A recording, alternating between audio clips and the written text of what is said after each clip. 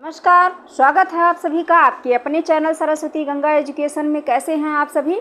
आशा करती हूँ अच्छे होंगे, स्वस्थ होंगे, मस्त होंगे और अपनी पढ़ाई मेहनत से कर रहे होंगे, अपनी कंपटीशन की अच्छे से तैयारी कर रहे होंगे।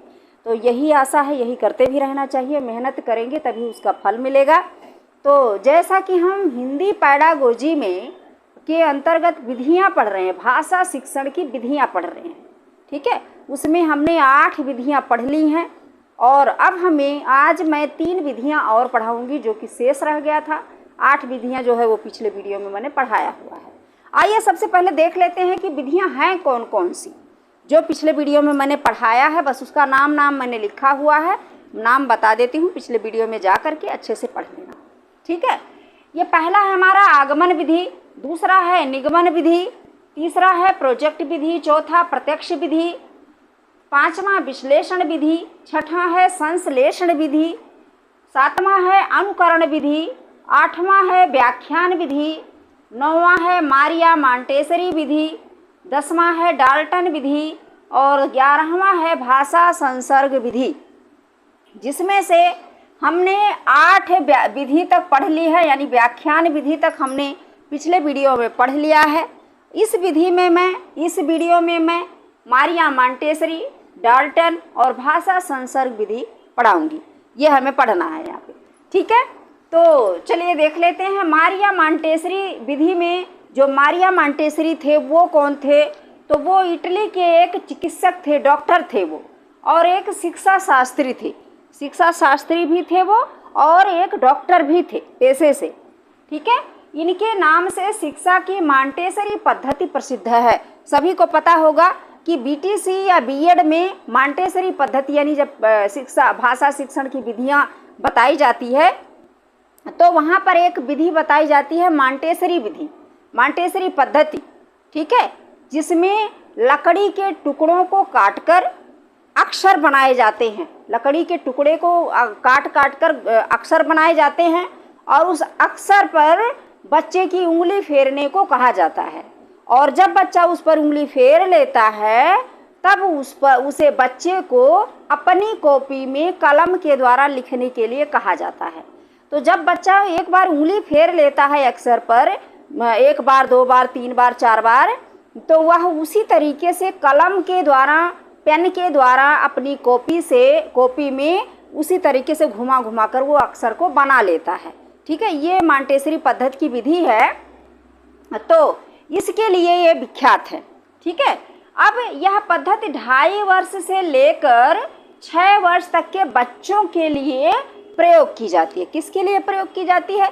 यानी कि जब बच्चा शुरू में सीखने लगता है, वहाँ से लेकर के 6 साल का बच्चा हो जाता है तब तक इसका प्रयोग किया जाता है।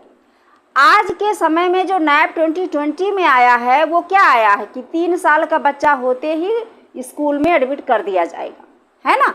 तो 2.5 साल का बच्चा जो होता है वो उसको लिखने पढ़ाने की कोशिश जब की जाती है तो उसका हाथ पकड़कर लिखवाया जाता है, ठीक है। आपने पढ़ा होगा। तो ये जो मांटेसरी पद्धति है ये 2.5 वर्ष से लेकर के 6 साल तक के बच्चे की, यानी कि जब 6 साल का बच्चा हो जाता है तब प्राइमरी के कक्षा 1 में बच्चे का एडमिशन होता है, ठीक है। वहाँ तक बच्चे के लिए ये जो इनकी पद्धति है, जो इनका तरीका है वो अपनाया जाता है, याद रखिएगा। उसके बाद इसका प्रयोग मारिया द्वारा सबसे पहले किया गया था रूस विश्वविद्यालय में, रसिया में, जहाँ युद्ध छिड़ा हुआ है, ठीक है। और ये किस पर किया गया था? मंदबुद्धि बालकों के लिए। सबसे पहले रूस के विश्वविद्यालय में मंदबुद्धि के बालकों के लिए इसका प्रयोग किया गया था। ये 1 नंबर प्रश्न में पूछा जा सकता है कि मांटेसरी पद्धति का प्रयोग सबसे पहले कहाँ किया गया था? तो रूस के विश्वविद्यालय में किया गया था। कैसे बच्चों के ऊपर किया गया था? तो मंदबुद्धि के बच्चों के ऊपर किया गया था। लेकिन यह इतना कारगर हुआ कि इसे सामान्य बुद्धि के बालकों के लिए भी प्रयोग किया जाने लगा। याद रखिएगा, बहुत महत्वपूर्ण प्रश्न है ये, ठीक है, बहुत महत्वपूर्ण टॉपिक है। उसके बाद 10वां है हमारा डाल्टन विधि। डाल्टन विधि भी बहुत ही कारगर हुआ। इसमें क्या करना होता है?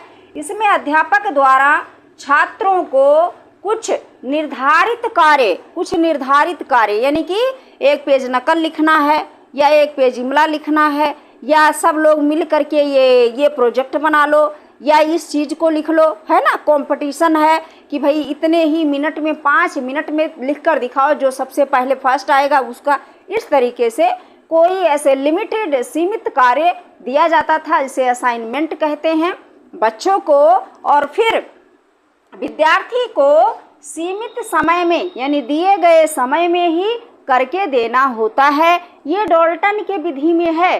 पूछा जा सकता है कि डाल्टन विधि का क्या नियम है भाषा सीखने में या भाषा शिक्षण में, ठीक है। तब आपको बताना है कि डाल्टन विधि में अध्यापक द्वारा बच्चे को कुछ असाइनमेंट दिए जाते हैं, कुछ कार्य दिए जाते हैं जो कि निर्धारित होते हैं, पहले से ही उसकी समय सीमा निर्धारित कर दी जाती है और बच्चे को उसी निर्धारित समय सीमा में करके देना होता है। तो इस प्रकार से बच्चा जो है लिखना पढ़ना यानी भाषा को सीख लेता है, ठीक है। ये डाल्टन विधि है, याद रखिएगा। उसके बाद लास्ट है हमारा 11वां भाषा संसर्ग विधि। भाषा संसर्ग विधि जो है यह व्याकरण शिक्षण की विधि है, यानी कि इसका प्रयोग कहाँ किया जाता है। भाषा संसर्ग विधि की व्याकरण का ज्ञान देते समय, व्याकरण की टीचिंग करते समय, व्याकरण पढ़ाते समय किया जाता है। इसमें रचनाओं के माध्यम से व्याकरण का ज्ञान दिया जाता है। रचना माने जानते होंगे कि कोई भी रचना पढ़ाई जाती है उसमें कौन सा संज्ञा है, कौन सा सर्वनाम है, कौन से वचन हैं, कौन से कारक हैं, कौन सा लिंग है, सारी चीज़ें उसमें बताई जाती हैं रचनाओं के माध्यम से, ठीक है। तो ये है भाषा संसर्ग विधि, यानी संसर्ग माने जोड़ना, ठीक है। जब व्याकरण पढ़ा रहे होते हैं तो उसको पढ़ाते समय इन सारी चीज़ों को बताया जाता है, यानी कि भाषा को व्याकरण से जोड़ा जाता है, ठीक है। उसके बाद इसमें है कि प्राथमिक कक्षाओं के लिए इसका प्रयोग किसके लिए होता है। भाषा संसर्ग विधि का प्रयोग किसके लिए होता है, प्राइमरी की कक्षाओं के लिए होता है।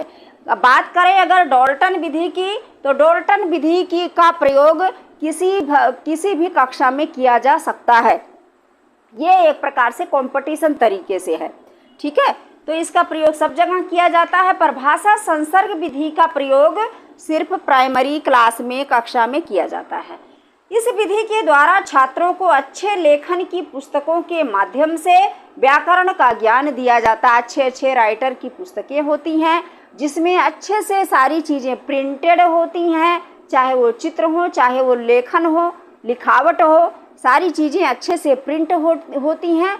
उसके माध्यम से बच्चे को व्याकरण का ज्ञान दिया जाता है। देखिए पहले के समय में व्याकरण की किताबें ऐसी ही होती थी, उसमें छोटे छोटे चित्र हुआ करते थे, उसके बारे में लिखा। आज के समय में जनता जागरूक हो गई है और जो है अच्छे से अच्छी पुस्तकें छप के आने लगी हैं, अच्छे प्रकाशक हो गए हैं, सबको जानकारी हो गई है, सभी जागरूक हो गए हैं।